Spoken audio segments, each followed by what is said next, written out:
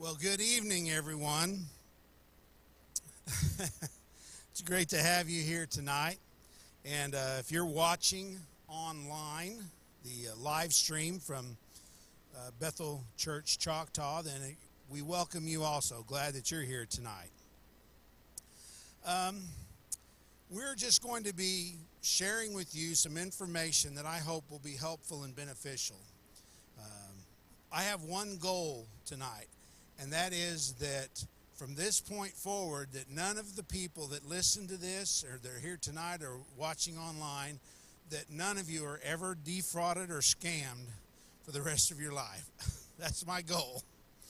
I want you to be able to recognize a scam from a mile away. From as far as you can see it, you'll say, oh, that's a scam. I can't tell you the number of times that I've been talking with people and I just look at them, I'll say, that's a scam. They're trying to take advantage of you. And so I want you to be able to recognize that just almost immediately. So I have a few, I just want to start with a few questions. This is going to kind of be interactive, although those online wouldn't be able to hear your questions, but I'm not opposed to you asking questions, and if I can answer it, I will. But let me ask you a question to start out with. How many here have a smartphone? Okay? So, I mean, almost everyone has a smartphone. How many here use your smartphone to get on the internet? Okay. No, some don't, some do. How many have a computer at home that is on the internet? See your hand. Okay. How many of you use email? Okay. A few of you use email. All right, that kind of lets me know where you're at and what we want to kind of cover this evening. Now, there is nothing really spiritual about what I'm sharing with you, and it seems a little odd for me to get up in front of you without a Bible, yet here I am without a Bible talking to you about frauds and scams and phishing, and I'm not talking about fishing for trout, Mark, other kinds of spam and that you may get on your phones. Even on your home phones you can be scammed if you have a landline at your house. How many still have a landline? Okay, so there's several of you. We got rid of ours a few years ago. But you can even be scammed on those. So let me just say there's only one scripture that really even came to mind as I was preparing to present this material, and that is be wise as wolves and harmless as doves. Okay, so we're wise as serpents and harmless as doves. That's what we want to be. We want to be wise and harmless, so that's why I'm presenting this information. I did come, it's funny how that you can do things and plan things, and something can just pop up, and it's like, oh man, that's right what I want to talk about. So on my news feed today in Facebook, I follow a gentleman by the name of Leonard Sweet, who is an author and speaker, and he shared this picture: Jesus, the church, and identity theft. And so the attorney is speaking to the other attorney, and the attorney says, my client claims your client claims to be my client. So my client, Jesus, claims that your client, the church, claims to be him. So that's a good thing. That's a good thing if the church is claiming to be Christ, because we should be. We can take his identity, but we don't want anybody to take our identity and use it against us, and so we'll talk a little bit about that. You should have received a handout when you came in. Pretty much I'm going to go strictly by that handout. I'm not going to read it word for word. I'll read portions of it, and I'll talk about and give some examples of some things. But let's begin with avoiding telephone and internet scams.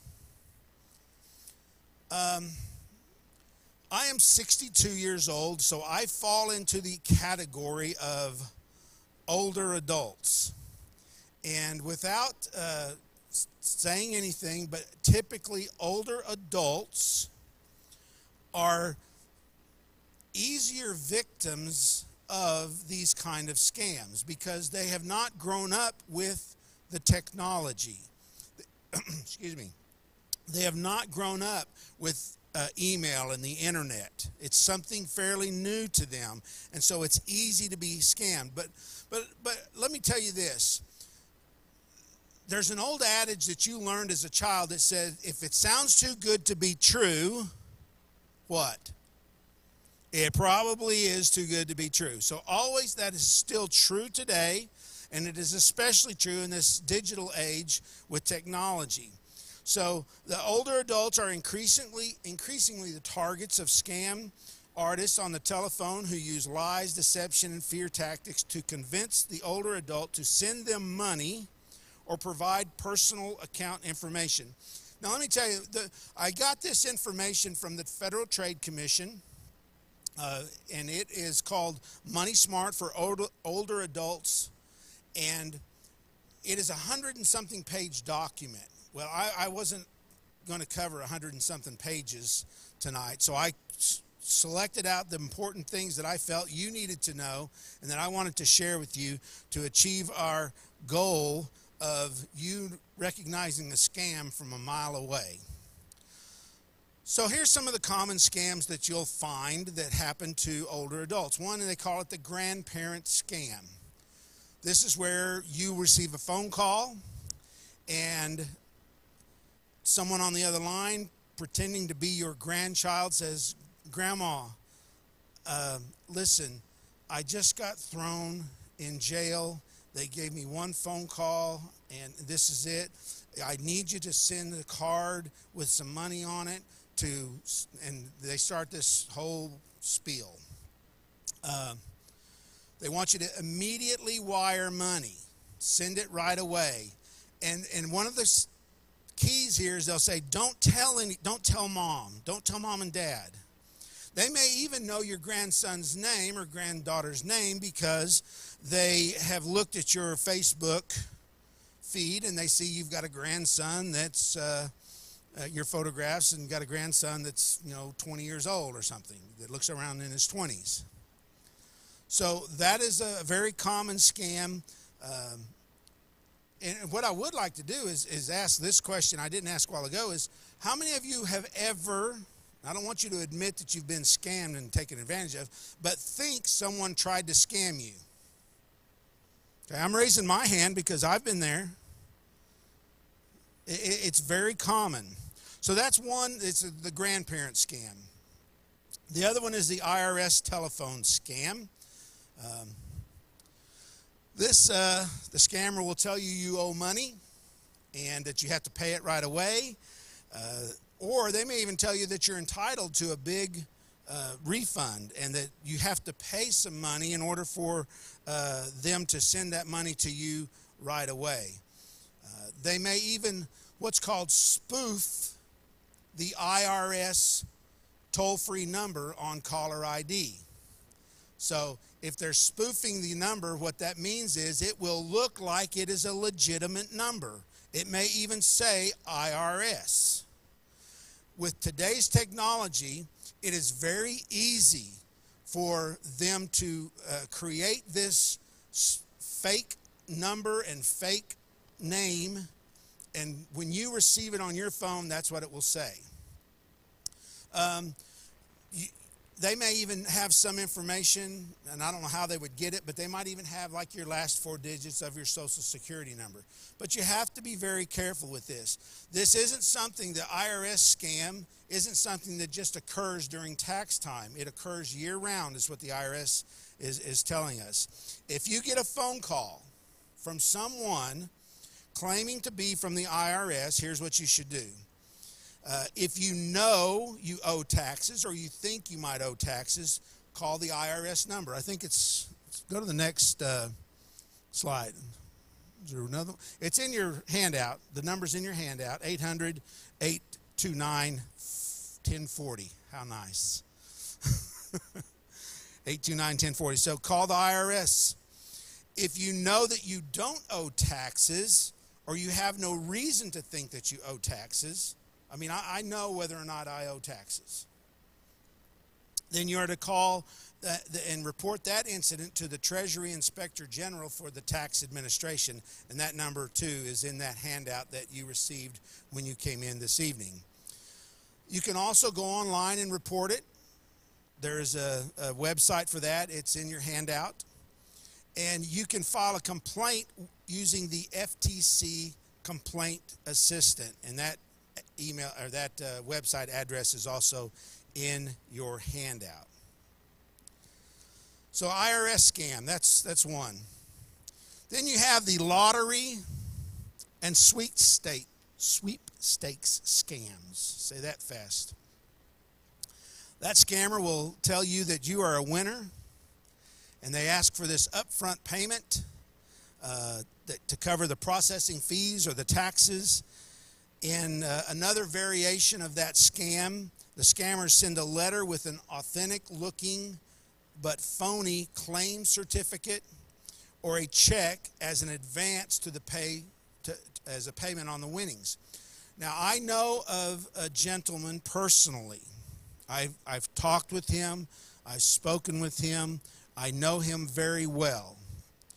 And he tells me that his sister has been taken by one of these scams, the lottery sweepstakes scam.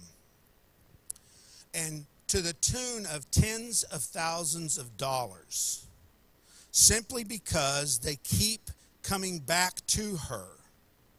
And she will not believe anyone. She is convinced that she is going to receive millions of dollars. And again, I don't know this lady. I don't know his sister, but I know this man. And he's telling me the truth. So his sister has cost her tens of thousands of dollars just because she thinks she's going to win $1 million. Here's what I believe that happens is once you get on a scammer's list, then they sell that and other scammers come after you also. So be aware of that. You know, you can't win the lottery that you don't play. Hello? You know, if you don't buy lottery tickets, you can't win the lottery. So there's that you have to be aware of. Now, there's a few other things I want to kind of just go off script from the notes that you have, the handout that you have, and talk about a couple of other scams that aren't mentioned. One is the jury duty scam. Has anyone been a victim of that or heard about that? I'm in the office here 2 or 3 years ago in my office, and I get a phone call, and I look on my cell phone, and it's my wonderful mother. Okay? And I look at her, and I answer it, and I say, "Yes, Mom." She says, "I've got a guy on my other phone, on my cell phone." Now, this is one good reason to keep a landline. She called me on her landline. She was on the phone. She said, "I'm on with the Cleveland County Sheriff's Department. I'm on the phone with them right now." And he told me that they were going to issue a warrant for my arrest because I failed to show up for jury duty. I said, "Mom, they don't do that." Well, he told me that I had to go down to Walgreens, get some money, put $450 on a CVS or Walgreens gift card, or not gift card, they call them green cards or something, and meet him at the courthouse. And for me not to hang up on this line, to keep it open.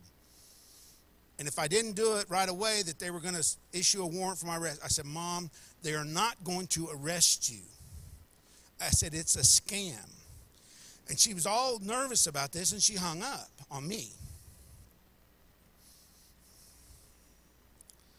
So I called her back. And I said, "Listen, are you still on the phone with that guy?" "Yes." I said, "I'm coming down there right now." So I'm heading out the door, getting ready to get in my car. I said, "I'm coming down there.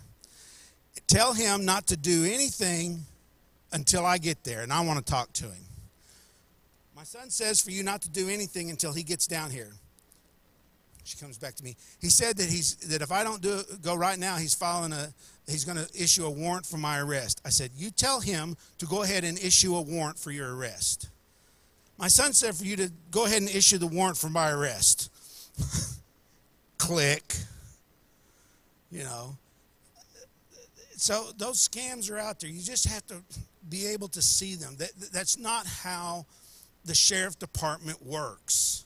They don't call you and say, hey, listen, we're going to issue a warrant for your arrest. So, eBay and Marketplace. How many have ever sold something online?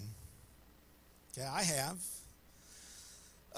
You have to be aware of this. Be careful of this. First of all, don't meet anybody, any place, except some place that's safe. The last transaction I did was an expensive transaction, $1,200. And I don't know these people from Adam. I'm selling a baby lock sewing machine. Debbie, you sold it to Anita's aunt back in whenever, late 90s, early 2000s, I don't know. Well, we finally sold it. I sold it to someone. I put it on Facebook Marketplace. And Anita's aunt died. I didn't steal it from her and try to sell it. Anita's aunt died, and we were trying to sell her stuff. Anyway, so I put it on Facebook Marketplace. I get someone, it's $1,200, and I don't know these people from anybody. I said, well, listen, I said, honestly, I would feel more comfortable if we met at the Oklahoma County Sheriff's Department parking lot over on Midwest Boulevard and Southeast 29th. The lady said, I would. We were texting. We were not talking. She said, I would too. And so I said, good. So we met, great couple, wonderful people. She's a wonderful lady, her and her husband, and they got her very happy with the machine. Meet someplace safe. The second thing that you have to be wary of is that you may put something on Craigslist and then they'll send you a check for $5,000 and tell you that, let's say you're selling a car, they'll send you the check for $5,000 and tell you that that's money for shipping. And that you to go cash the check, and that when the shipper comes to pick up the car, then you pay them. Don't do it. Don't do it. Don't do it. It's a scam. Someone in our office here had an old car that they were selling on Craigslist, and that happened to them. They sent the car money, and I said, don't cash it. It's a scam. And I said, why in the world would they send you more money than the car's worth and the money to ship it to across the country? You know, the car's not worth $500. It doesn't make sense. If it's too good to be true, it's too good to be true, and it's not true. So those are just some things to be aware of. Does anyone have any question about that, or you've come across any of that in selling stuff or buying stuff? Okay. So here's some tips to avoid telephone scams. Again, you can't win a sweepstakes or a lottery that you didn't enter. Never pay to play. If somebody's asking you for money up front, just scam. Be suspicious of any pressure to send funds via wire. Scam. Pay attention to warnings from your financial institution. Your banker may have encountered similar situations. In fact, with the girl that worked in the office that got the check, I said, let me have it. And I was going to my bank that day, and I took it down to my bank, and I showed it to them, and I asked them, I said, is this legitimate? And she began to explain to me that it looks legitimate. You know, the thing was, the check is on one bank. The address was from the business was on another state. The bank was in another state than the business, and the FedEx envelope came from a different state. All red flags. And so be aware of that. And if they're coming through on your cell phone, block those numbers. Block those numbers. There's no reason for you to have that number be able to come through. So just block the number. If you do not know how to block a number, you call up here at the church and you come in, and I'll sit down with you, or someone on staff will sit down with you, and we will walk you through on how to block numbers on your cell phone. I block them all the time. And I have Well, you see that, well, you can't really see it. Over on the left there, it says potential spam. It's kind of faded out. That's from my phone. I took that screenshot on a phone call that came through, and because I pay Verizon $1.99 a month to identify those for me. They should do it for free, Verizon, if you're watching this online. But anyways, it's worth $1.99 to me. And then I block the number. So if you don't know how to do that, you come in here, you call up here, we'll set a time, bring your phone in, and we'll get you fixed up. All right. Okay, I don't think these scenarios are in your handout, but I want to read this scenario to you. Jane is home watching TV. When the telephone rings, she answers the call, and the man on the line says, "Congratulations! You've won $2.7 million in the lottery." Jane is surprised. Although she buys lottery tickets, she hasn't given her name to anyone. The caller tells her that there are a couple of things that she needs to do before she can receive her check. He directs Jane to go to her bank and withdraw $2,700 to cover processing fees. He tells her to forward the funds through a local wire service or to buy and spend a special prepaid card that will expedite the process. Jane heads to her bank to withdraw the money. The next day, the person calls to say they received the funds and an additional $5,000 is needed to pay the taxes.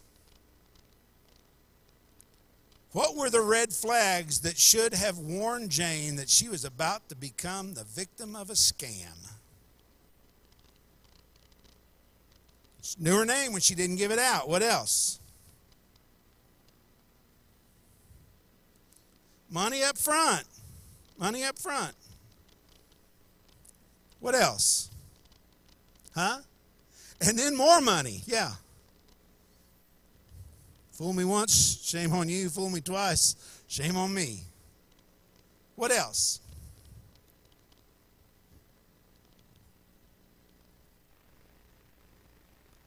Okay, the way he addresses her. Okay. You know, again, you can't win a sweepstake or lottery you didn't enter. A legitimate sweepstakes or lottery would not ask for money up front.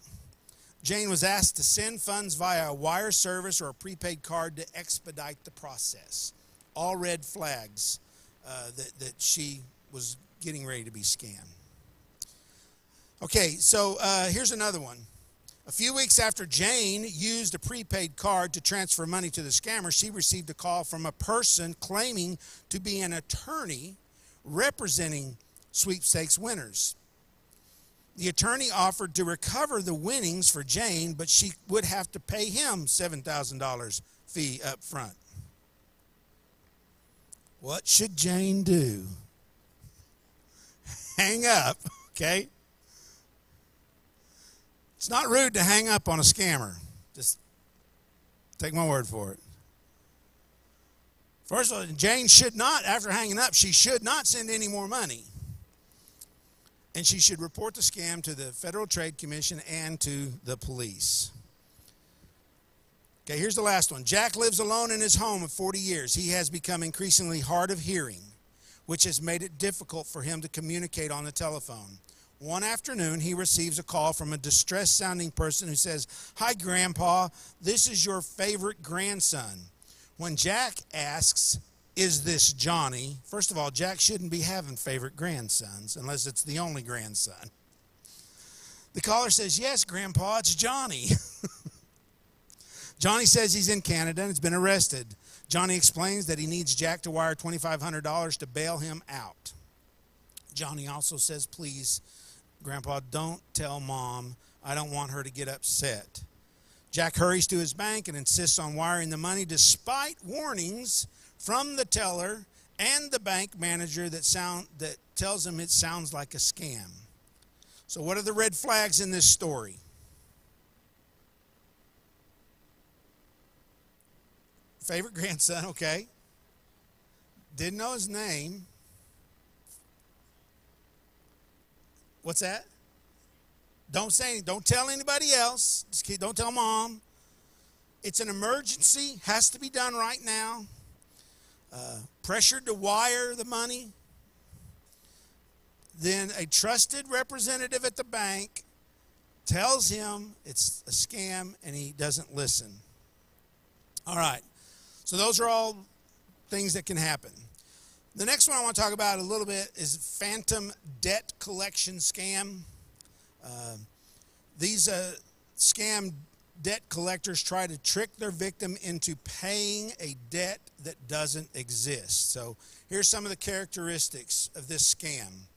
You don't recognize the debt, first of all, and the debt collector refuses you to give you information about it. Is Rita in here? Okay, she was telling me a story before about how that she had one of these call her, and they don't even know. You know, if in order they call and tell you it's a robocall, press 1. You know, so that you can settle this debt. They're not going to do that. If they're really somebody collecting a debt, they're going to talk to you. They're not going to have you go through voicemail punching numbers. So you don't recognize the debt, and they can't really tell you any information about it. A lot of times they'll say, oh, well, I'm just a third party. I'm just trying to collect it. I really don't know. Well, if they're just a third party, then just hang up on them. The debt collector claims that they can press criminal charges against you. If you refuse to pay, kind of like with my mom, you know, if you don't pay this, we're going to come arrest you. And just tell them, go ahead and do that. The debt collector asks you to use an anonymous way to pay, such as buying or sending this prepaid debit card. So how do you respond to a possible debt collection scam? Well, you ask the caller for their name, their company name, the address of their company, and their telephone number. Now, if it's me and I'm at my desk, I'm sitting at a computer, I'll just start pulling all this information up. And something else, if you have a number that comes through and you're curious about it, you can just go online and type in that number with the word scam, fraud, or whatever, and you'll see there'll be a lot of other people that have reported this number. And then you know right away, oh, it's just a scam.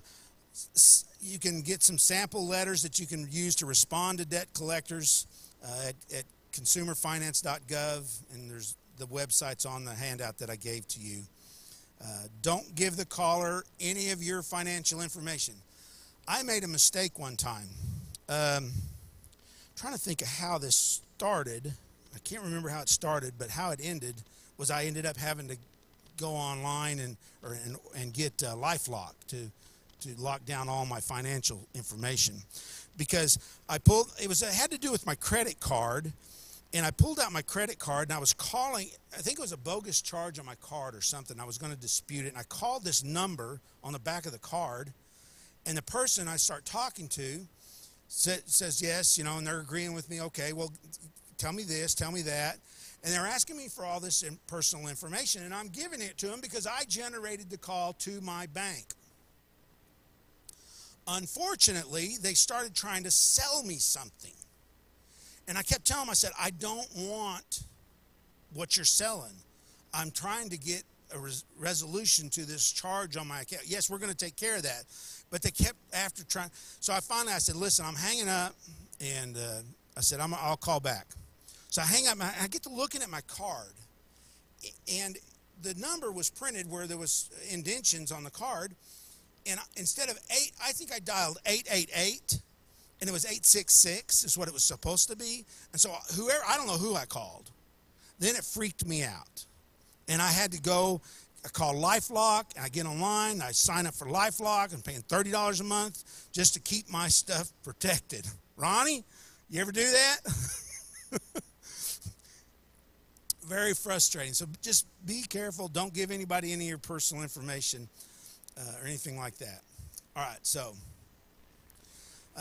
charity scams, there's some out there you have to be aware of. The scammers will refuse to tell you much about their charity. They won't provide proof that it's tax deductible, that your contributions are tax deductible. They use maybe sound-alike names, like it might be Salvation Army of America. You know, there is no Salvation Army of America. There's a Salvation Army, but not Salvation Army of America. So they'll use names that sound similar, and they're just trying to scam you. So be aware of that. Charity checklist. Ask for details and information about the charity. Research using the organization's name. Check if they're trustworthy. There's a couple of websites you can go to. Wise Giving Alliance and Charity Watch will help you with that. All right, let's see. About 30 minutes, but let's go to the Charity Scam Safeguard. Next one. Keep a record of your donations. Make an annual donation plan.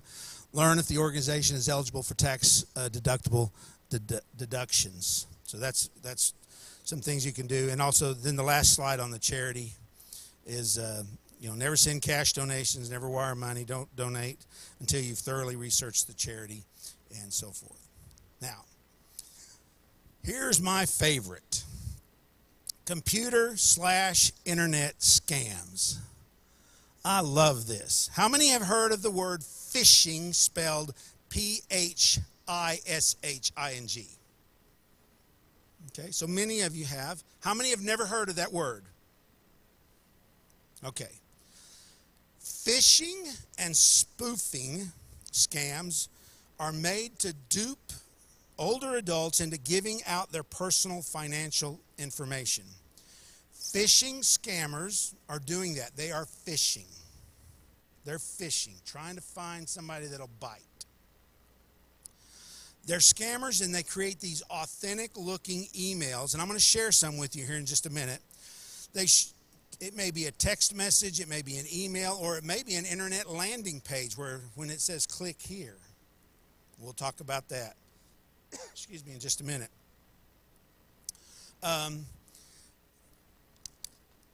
They're doing that to entice the victims into disclosing financial information such as credit card details, bank cards, bank account numbers, social security numbers. Don't give your social security number to anybody. Medicare numbers. I'm not there yet, but I'll be aware of that now. Here's some examples. So, go to that next page. We suspect an unauthorized transaction on your account. To ensure your account is not compromised, please click the link below and confirm your identity. Should you click? It's tempting sometimes. You just want to see where it goes. That's for me anyways. Here's another one. During our regular verification of accounts, we couldn't verify your information. Please click here to update and verify your information. Should you click? Probably not. Here's another one. Our records indicate that your account was overcharged. You must call us within 7 days to receive your refund. Everybody wants a refund. Should you call? The messages may appear to be from an organization or business that you even do business with. I get one all the time from some bank I've never done business with, and I'm constantly getting this email from this bank wanting me to do something. The senders are fishing for your private account information so they can use it to commit fraud or identity theft against you. Now, scammers disguise or spoof an email address to make it look like it's coming from someone you may know. For example, you may receive an email that looks like it's coming from a friend who needs funds to cope with an emergency. Or you may receive an email from a company that you do business with or have done business with, and it looks like legitimate. Jeff, is the next slide okay, let's go to the very next one. So these are real life emails that yours truly gets. So you probably, unless you're up close, you can't read it, and you see that, oh here's my chance to use my pointer. I've been waiting all night for this. You see that red X right there? That means in my email program that this is not an authorized sender. It has not downloaded anything to my computer except this text. Okay? It has not downloaded any pictures or anything else that could potentially harm my computer. Now, if it is legitimate, I'll go up and there's a spot on my email program that says add to safe sender list. And I can click and add it to the safe sender list, and then from then on, they'll come through. But this one doesn't. It says, dear customer, kindly reconfirm your address so that we can deliver the package on time. I'm like, I'm not expecting any package. To edit your address, it's behind this, blah, blah, blah. Click here. So, how many know what a URL address is? Okay, URL stands for Universal Resource Locator. Bethel's URL is bcchoctaw.org. Okay, it's http://bcchoctaw.org. www.bcchoctaw.org to get technical. So if you put your cursor, let me know what a cursor is. Okay, it's the pointer. Put your cursor over that right there and not click. Do not click. Just put your cursor over it. It pops up with the the URL. So for me, immediately, it is what I call an odd URL. It's just weird. It's https://dhl.dhl.s3.us-east-2.amazonaws.com, and then a bunch of other stuff. Immediately, I'm like, I ain't clicking. It's a scam. Here's another indication it's a scam. Look, the font size here is different than the font size here. A business that is a professional business will not use odd font sizes, different font sizes in their emails. They just don't do that. So I know not to click. Note, if the above input is not corrected, the shipment will be canceled. Reception date 14/09/2020. I can only imagine that they go by the date first and then the month, which is odd. I think that's a overseas date configuration. DHL Global Logistics International Shipping, all rights reserved. I didn't click. So, odd URLs. Put your cursor over the link. Don't click on it. Just put it on it, and it'll pop up and show you what that URL is. Go to the next slide for me, Jeff, if you would, please. Oh, go back one. I thought there was two involved with that. Go back one more. Oh, yeah, well, this was the original. I'm sorry. Yeah, this was the original one that I got, and I asked the question, should I click here? And, of course, I didn't, because when I put my cursor over it, it showed me that next one, that address there. Let's go to the next one. Here's a real email I got. Greetings, dear one. I am happy to inform you about my success in getting those funds transferred under the cooperation of a new partner from Paraguay. That's encouraging. Presently, I am in Paraguay for the new investment projects with my own share. Meanwhile, I didn't forget your past efforts and attempts to assist me in transferring these funds, despite that it failed.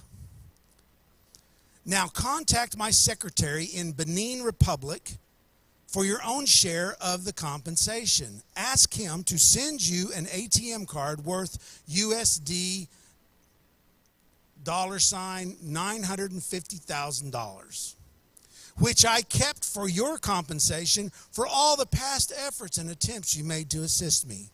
And then she's so kind, she gives me Mr. Kahidi Davies information, a phone number, an email, and everything. Just really great. And then reconfirm the information to my secretary. Full names, residential address, phone number, identification, occupation, country. For your information, I have paid for the delivery charge, insurance premium, clearance, certificate fee of the compensation ATM card showing that it is not drug money. Well, that's good. She's got my attention now. Or meant to sponsor terrorism attack in your country. That's good too. So I don't want to participate in any terrorist attack. The only money you will be sending to my secretary is US $220. Only for the security keeping fee of the courier company that will deliver your compensation ATM card to your doorstep. Again, do not be deceived by anybody to pay any other money except the $220 only. I would have paid the courier company, but the courier company refused. They don't know when the delivery will be done in case of dermage, which is I had to look at. Who knows what dermage is? I had to look it up. It's has to do with sea cargo overseas.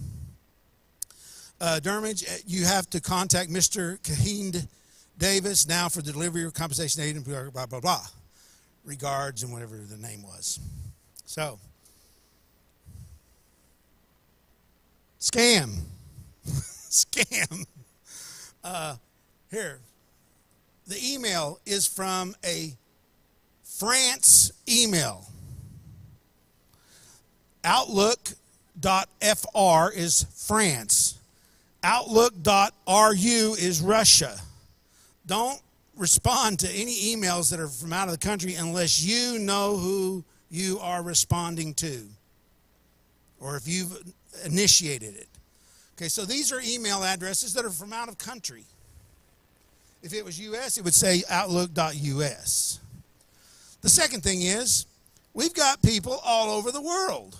France, she's in Paraguay. Her secretary's in West Africa. And I got to send them money to get my $950,000. Because, oh, I've never assisted her before in my life.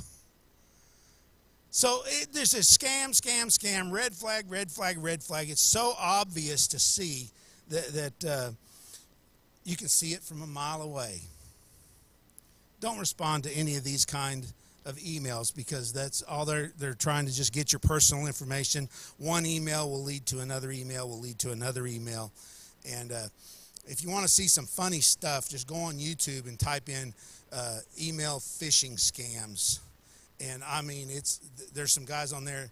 I will say this about this person, they have pretty good English. Their English is decent.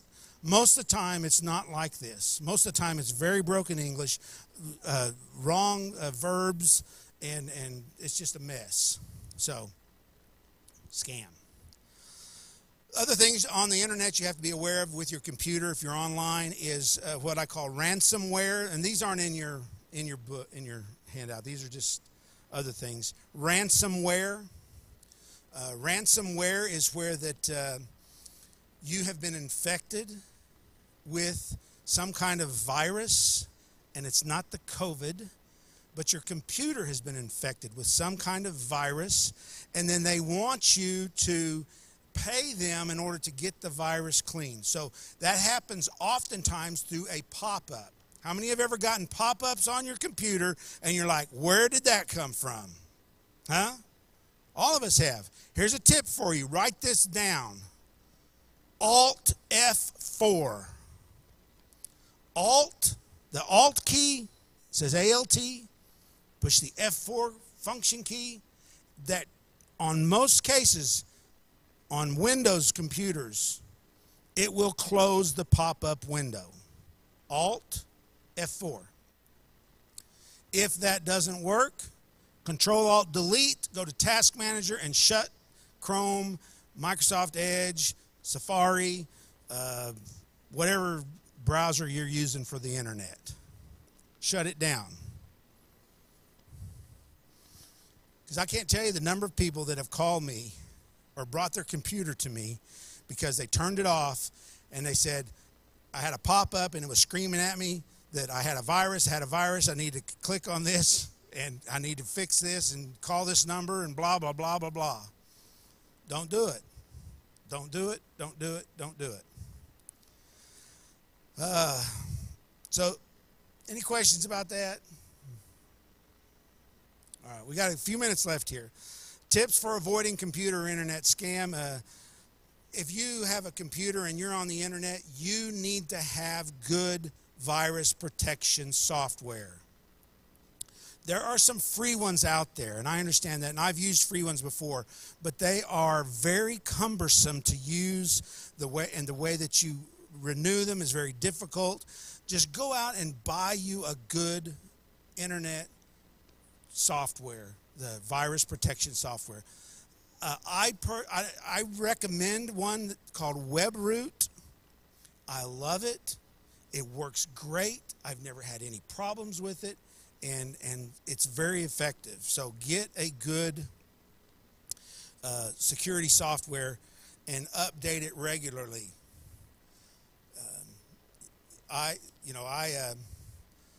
And it's cost. I mean, you have to pay for this. It's not free. You know, I just recently renewed my subscription to my WebRoot, and I have it where that it covers 10 computers. I can put it on 10 computers. And it's not cheap, but it makes me feel better to know that I have it. Do not email financial information or account numbers. My wife, she will not even send me an account number or I know her social security number, so she doesn't have to do that. But any kind of personal information, she won't even send it in a text message to me or to our kids. We encrypt it by saying writing the word 0 out, and then sending that, and then putting the number 1 and sending that, and then, you know, it's just kind of weird how we do it. But we don't want anybody to find it. Be cautious about opening attachments. If you are not expecting the attachment, don't open it. Don't open it. I got an email from our financial advisor the other day, and it's told me to go online and to electronically sign this document. Prior to this, my financial advisor had always, 100% of the time, called me and told me, I'm sending you an email that's going to direct you to go online and electronically sign this document. He said, so expect it in your email. He didn't call. I got this email from him saying, go online and sign this. I wouldn't do it. I called his office. I said, John, I got an email from you telling me to electronically sign, but you didn't call and tell me to expect it. Did you send that? He said, yes, I did. He said, I'm sorry. I know I don't always call, but I didn't do it. I said, okay, that's fine. I'll take care of it. Just be cautious and be wary of those kinds of things. Again, on this stuff, I could talk all night about it because I've seen so much of it. Use passwords that are hard for hackers to guess. Use a mixture of numbers, upper and lowercase letters, symbols. Shut down your PC when you're not using it. Don't give control of your PC to a third party who calls out of the blue. Or if it's on one of those pop-ups and you happen to call or click, they'll say, well, you know, will you give me permission? No, don't do it. You make that call. Don't rely on caller ID to authenticate a caller because they can spoof those. Online search results might not be the best way to find technical support or to get a company's contact information. You may want to tech support, look for a company's contact information on their software package or on your receipt. So, how many in here are on Facebook? How many have come on, don't be embarrassed. You have a Facebook account. All right. Friend requests on Facebook. I went to my mother-in-law's the other day, and she said, Keith, can you look at this friend request? And I said, yes. She said, he seems legitimate. I said, okay, let me look. Some guy sent her a friend request. He's dressed military outfit, looks really cool. And I said, do you know him? No, I don't know him. I read a little bit about his bio. He's in the Pentagon, blah, blah, blah. I said, well, here's the thing. He just created this Facebook account last week, because you can see that information on there. He has 52 friends, and they're all women. Ding, ding, ding, ding, ding, ding, ding, ding. Red flag. Just look and search those things out and be aware of them. Because what happens is then you become their friend, and the next thing you know, they're asking you for money, or they're hacking you, or doing something. Now, I have some friends that use Facebook Messenger regularly. I have a daughter that uses Facebook Messenger regularly to communicate with me, and that's fine. I know those friends. And when I get something from Facebook Messenger from them, I expect it. But others, I don't. And what happens with Facebook Messenger is you can get hacked very easily with Facebook Messenger, where that your account gets cloned. Again, I hate to keep giving you personal stories, but these are just what I live with and what I see all the time. So Bill sends me a Facebook Messenger that says, hey, Keith, what's going on? I'm friends with Bill. I know Bill. I worked with him at General Motors. He was the superintendent of the maintenance department. He and I, when we worked together at GM, would have conversations and talk. I hadn't been in I've left GM in 2006. Bill and I haven't talked since 2006. But all of a sudden, hey, Keith, what's going on? I replied back, not much, Bill. How are you doing? And he replied back with some name, And I said, listen, can you, and it looked like it was his profile. I mean, it was Bill's profile. I said, can you remind me where we know each other from? If I could do cricket sounds, I'd make them right now. Nothing. Never heard back from him again. He didn't know. It was a cloned account of Bill, of my friend Bill. And so with Messenger, it's very easy to clone accounts when you click on, hey, I can't believe I saw you in this video. How many have gotten that in Facebook Messenger? Don't click. It is a way to hack your Facebook, and you'll end up having your account cloned, and all of your friends, they'll start sending friend requests out to your friends, and you'll get new friend requests, and you'll think, and that's another thing, before you accept a friend request, go look and see if they're already friends with you, because if they are, it's probably a cloned account. Now, there are some people, and I know them personally, that say, hey, listen, my account got hacked. I'm tired of messing with it. I'm starting a new account. If you, this is the legitimate one with this picture, and they'll have their picture on there. And so then you might want to friend them and block the other one. But Facebook Messenger is fine, but it's not a good way to send files and videos and things like that.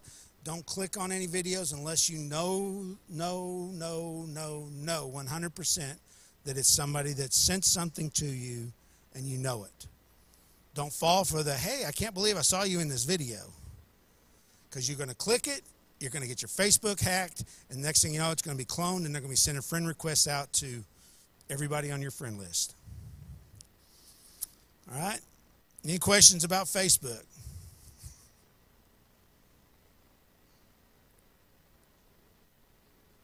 Right. Well, a lot of things can happen. I mean, they can start becoming confident to your friends and try to get money from them, or you know, make you look bad. What's that? Yeah, post crazy things that you would never post. Yeah, and I've seen that, and someone, the real person says, you know, I would never do that. I've been hacked. All right, we're getting down. How to respond to a phishing attack or tech support. Where are we at, Jeff, on the, if you down, okay, malware, it comes from, when you click on links, they'll download malware to your computer, and then you're going to have to bring it to a computer person to clean all that off, and that's not cheap. It's expensive, so don't click. Even if you use security software, chances are high that some questionable messages will get through. Some of these messages look very realistic. Here are some tips for protecting yourself. Don't open any message that comes from an unfamiliar source. If you open a suspicious message, delete it. Do not click on links or call telephone numbers provided in the message. Be wary about opening attachments. I delete emails all the time. I don't know who it is, or I block the domain name or something. If you're concerned about your account or need to reach an organization that you do business with, call the number on your financial statements or on the back of your credit card, but make sure you've got the right number and it's not like I did, I dialed 866 or whatever, 888. If you think you might have downloaded malware from a scam tech support site, don't panic. Upload or download legitimate security software and scan your computer. But these people are so sophisticated in this that they will, it gets very deep into your computer, and some of it has to be handled on a professional level in this, because even just the software that you buy, the antivirus software can't pick it up. So you have to, there's certain specific steps you have to take. All right. Anyways, those are, again, I could talk about this forever, but it's almost 8 o'clock. Does anyone have any questions? Yes, Connie.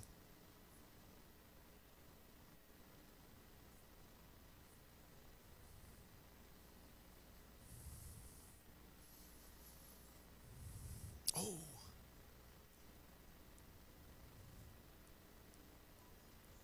Right.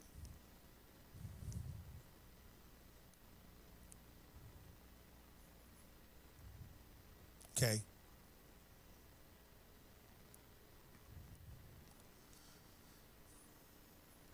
Yeah. So the college scam, you're delinquent on your tuitions. College scam is a scam. The Social Security number. If you haven't gone on to the SSA.gov website and created your My Social Security or My SSA account, you need to do that. It's real important, because that does keep you from getting people compromising and getting into your Social Security information. So you need to do the SSA.gov. Pastor Jeff, go back. There was one that was kind of a funny one that I wanted to share with you. Go back to my my dating scam. I skipped that one. I don't know how I skipped it. Online dating scams. Has an online love interest asked for money?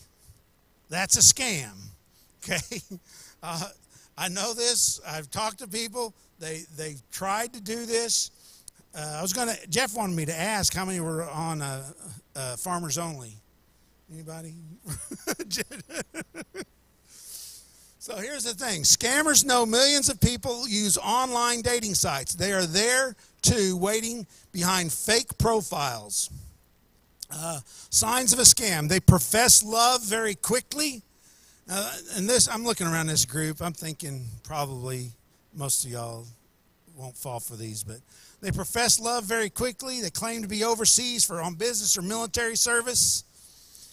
Ask for money and lures you off the date. I had one lady that she wanted her love interest. Well, she didn't make much money. She didn't hardly have anything. And her love interest was some guy that worked at the Pentagon, military guy, and he's asking her for money to send to his son. asks for money and lures you off the dating site, claims to need money for emergencies, hospital bills, or travel, plans to visit but can't because of an emergency. I've had others that said, send me the money so I can come see you. Scam or a cheapskate. You don't want either one. What to do? Slow down and talk to someone you trust. Don't let a scammer rush you. Never transfer money from your bank account, gift cards, wire money to an online love interest. You won't get it back. Contact your bank right away if you think you've sent money to a scammer, and report your experience to the online dating site, the Federal Trade Commission, and the FBI. Anyways, I thought that was funny when I pulled that one out. So, any other questions? It's 8 o'clock. Hey, thank you for being here tonight. I really hope it was helpful to you. That's the goal. It breaks my heart to see people taking advantage of it. It really does. It makes me mad. It's one of the things that I can really get upset about is when I see someone taken advantage of. And so I don't ever want that to happen to any of you. So call the church. We're here to help you. If you have a computer, if you have a phone, an iPad, a tablet that you're having trouble with and you can't figure out, call the church, ask for me. Either I'll help you directly or I'll find someone on staff that knows these things also, and they'll help you, and we'll get you taken care of. I've cleaned up numerous computers of malware and stuff. And here's the thing is, we don't charge. It's free. All right. God bless you. Thank you for being here. Love all of y'all.